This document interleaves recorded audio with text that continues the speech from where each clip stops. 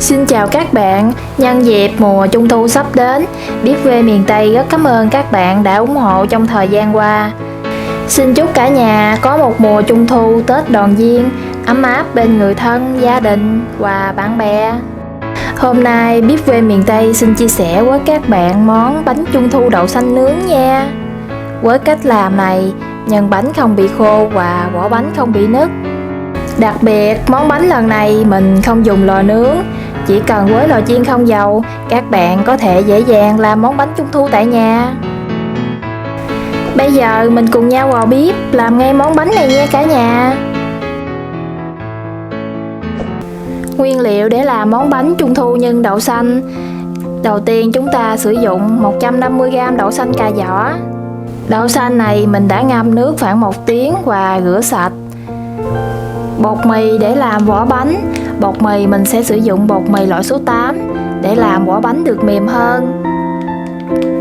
8 quả trứng muối, 90g đường cát trắng cùng với ít muối và ít bột trà xanh,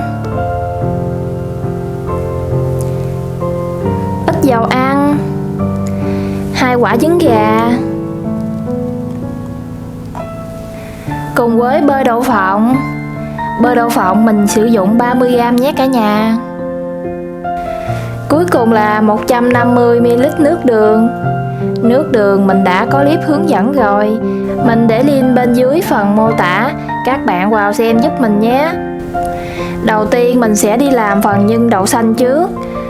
Mình cho 150g đậu xanh vào nồi, rồi cho nước vào nấu.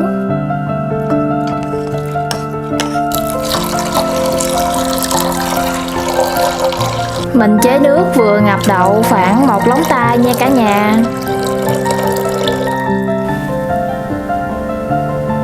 Sau đó mình cho nửa muỗng cà phê muối vào, rồi khuấy đều. Mình đậy nắp lại, nấu với lửa lớn. Đợi đến khi nước sôi thì mình sẽ giảm lửa lại, để nước không bị tràn ra ngoài. Đến khi nước sôi thì mình mở nắp ra, rồi vớt bọt. Lúc này chúng ta hạ lửa nhỏ lại. Mình nấu đậu khoảng 20 phút để cho đậu được chín mềm nha các bạn. Sau khoảng 20 phút, đậu của chúng ta đã mềm và nhừ như vậy rồi nè. Bây giờ mình sẽ cho đường vào. Mình cho 90g đường vào đậu, rồi khuấy tan. Mình quậy cho đường hòa tan. Đợi đến khi đậu nguội thì mình sẽ cho vào máy xay rồi xay nha các bạn. Sau khi đậu của chúng ta đã nguội thì mình sẽ cho vào máy xay rồi xay nhuyễn ra.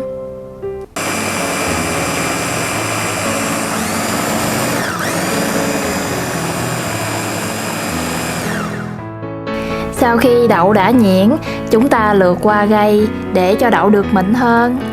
Rồi bắt đầu xên đậu.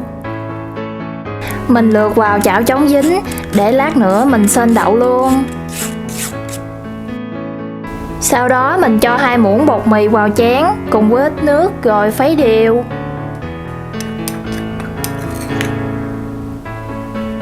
Phần bột này mình cho vào đậu xanh để giúp cho phần nhân đậu xanh có thêm độ mịn dẻo. Nếu các bạn không có tinh bột mì, mình có thể sử dụng bột nếp hoặc tinh bột bắp cũng được nhé. Rồi chúng ta khuấy đều lên. Tiếp đến chúng ta bắt lửa lên rồi bắt đầu xên đậu. Khi xên đậu, các bạn nên để lửa nhỏ và khuấy đều liên tục để tránh đậu bị dính. Khi xên được một lúc thì mình sẽ cho vào đây 1 muỗng dầu ăn.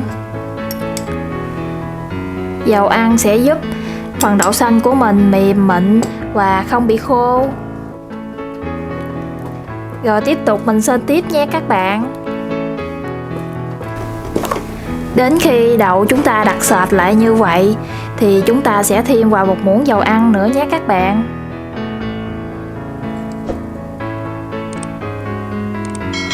Rồi lúc này mình xên tiếp cho đến khi bột tạo thành một khối mịn dẻo.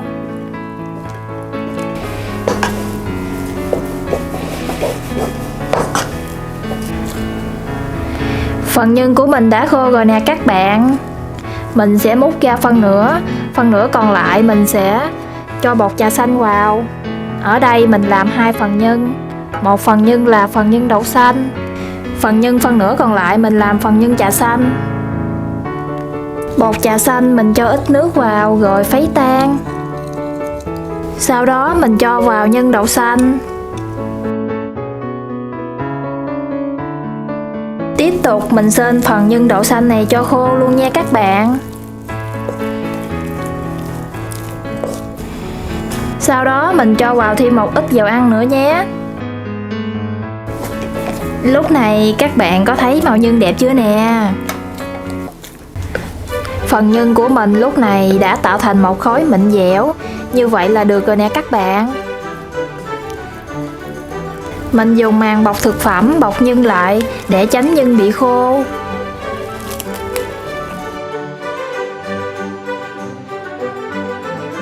Phần nhân lúc này đã hơi nguội rồi. Mình sẽ bắt đầu đi vo nhân. Mình dùng khuôn 150g. Mình sẽ chia nhân 100g và vỏ bánh là 50g. Mình cân trứng muối và đậu xanh một lượt luôn ha. Rồi mình bắt đầu nắn nhân. Mình vo tròn rồi ép dẹp ra. Sau đó để trứng muối vào giữa. Rồi sau đó chúng ta nắn tròn lại. Các bạn nhớ mang bao tay trước khi làm để bảo quản bánh được lâu hơn nha.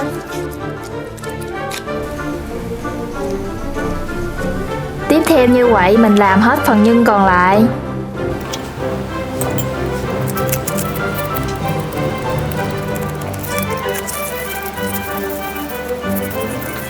Còn đối với khuôn 100g thì mình sẽ làm phần nhân 65g, vỏ 35g nha cả nhà.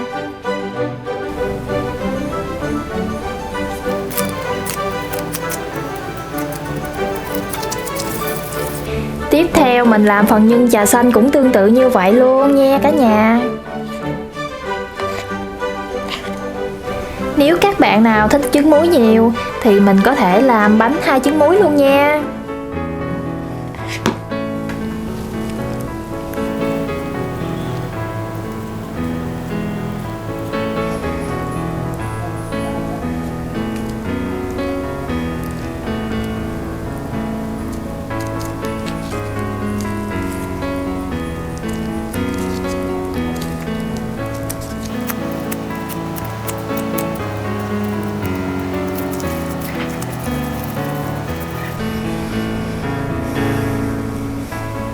Các bạn có thể mix hai màu lại để cho phần nhân thêm phần đặc sắc.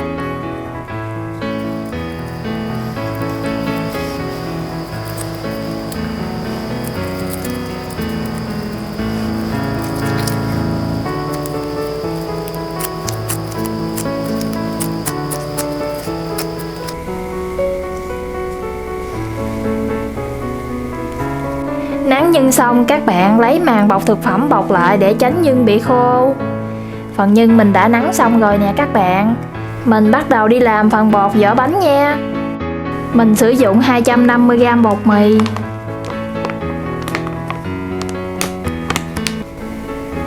Rồi cho vào một muỗng bơ đậu phộng cùng với 30ml dầu ăn. Tiếp đến là một lòng đỏ trứng gà.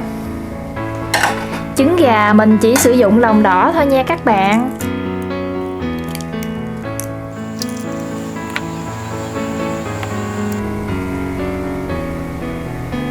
Cuối cùng là nước đường để làm bánh trung thu.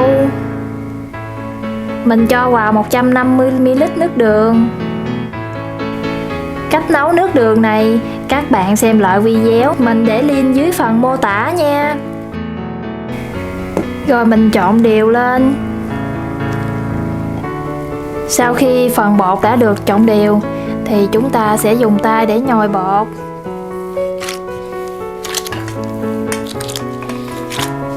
Phần vỏ bánh trung thu, các bạn đừng nên nhồi lâu quá nha, sẽ khiến vỏ bánh bị dai và bị khô đó. Mình nhồi cho phần vỏ bánh này đều và mịn, rồi sau đó mình cho bột nghỉ khoảng 30 phút. Lúc cho bột nghỉ, chúng ta dùng màng bọc thực phẩm bọc lại để tránh phần bột bị khô.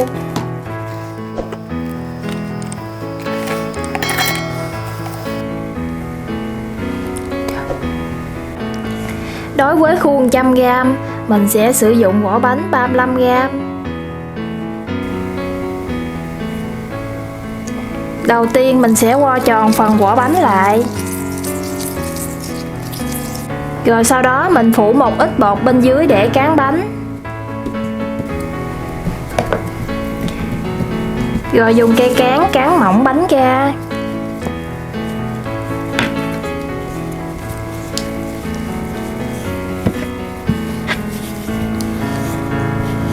Rồi sau đó mình đặt nhân vào giữa. Rồi túm phần vỏ bánh lại. Và dùng tay bóp nhẹ, xong rồi đẩy bột từ từ cho phần vỏ bánh bọc kín nhân. Các bạn lưu ý khi bao bánh cần làm cẩn thận, bao sát phần nhân, không để khí lọt vào lớp vỏ bánh và nhân, để tránh khi nướng sẽ bị phồng và nứt. Bao bánh xong, mình dùng cọ phớt một ít dầu ăn vào khuôn, để khi đóng khuôn bánh sẽ không bị dính. Phần bánh mình cũng áo một ít bột bên ngoài. Sau đó mình cho bánh vào khuôn. Rồi dùng tay ấn dẹt xuống, cho bánh hít vào khuôn. Một tay mình giữ chặt khuôn, còn tay kia mình dùng lực ấn. Ấn khuôn và giữ chặt khoảng 10 giây cho bánh định hình.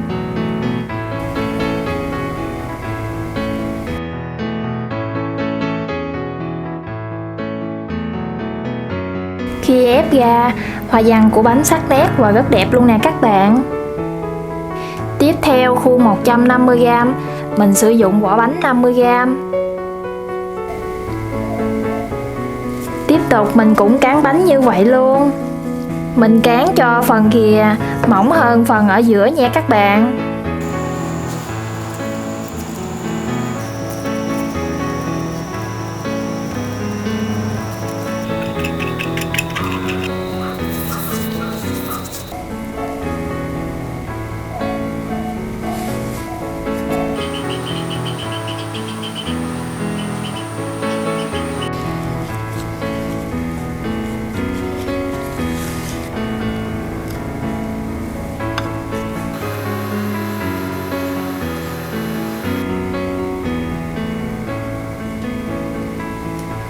Bánh mình đã đóng khuôn được một ít rồi. Do mình nướng bằng nồi chiên không dầu nên không nướng được nhiều bánh, nên bây giờ mình sẽ nướng một ít bánh trước nha cả nhà.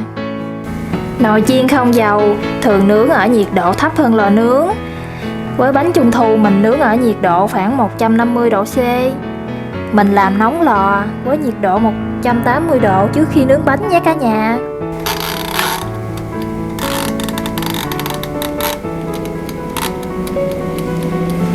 Trước khi cho bánh vào nồi, mình sẽ xịt nước phủ đều bánh trước khi cho vào nha.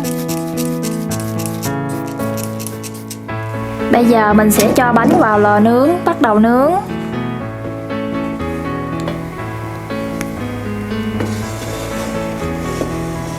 Mình nướng ở lần thứ nhất, nướng với nhiệt độ 150 độ C trong thời gian 5 phút.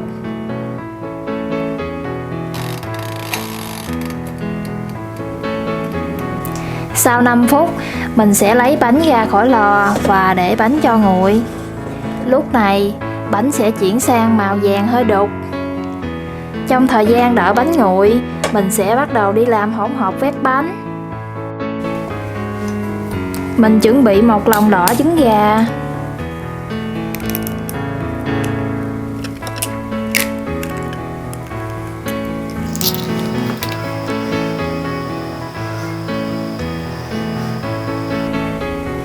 rồi cho vào trong chén cùng với ít sữa tươi. Mình sử dụng 2 muỗng sữa tươi nhé cả nhà. Hỗn hợp này mình sử dụng sữa tươi không đường nha. Rồi khuấy đều lên. Hỗn hợp này mình dùng để quét bánh. Sau khi bánh đã nguội hẳn thì mình dùng cọ quét một lớp trứng mỏng lên trên mặt bánh.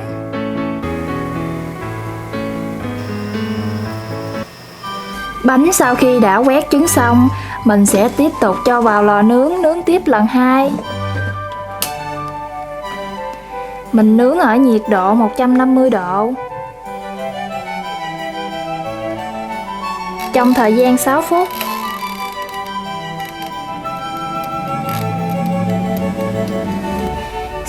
Sau 6 phút, mình lấy bánh ra.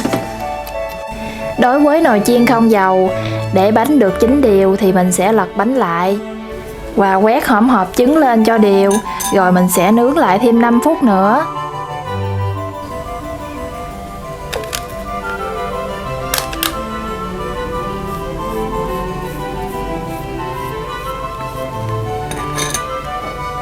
Sau đó mình cho vào lò nướng, nướng thêm 5 phút nữa. Mình nướng với nhiệt độ 150 độ C nha các bạn. Sau 5 phút là bánh chúng ta đã chín rồi đó các bạn. Nhân dịp mùa Trung thu sắp đến, Bếp quê miền Tây rất cảm ơn các bạn đã ủng hộ trong thời gian qua. Xin chúc cả nhà có một mùa Trung thu Tết đoàn viên, ấm áp bên người thân, gia đình và bạn bè. Mời các bạn dùng chung trà và thưởng thức bánh Trung thu với mình nhé. Chúc các bạn thực hiện thành công. Xin chào và hẹn gặp lại các bạn ở video tiếp theo.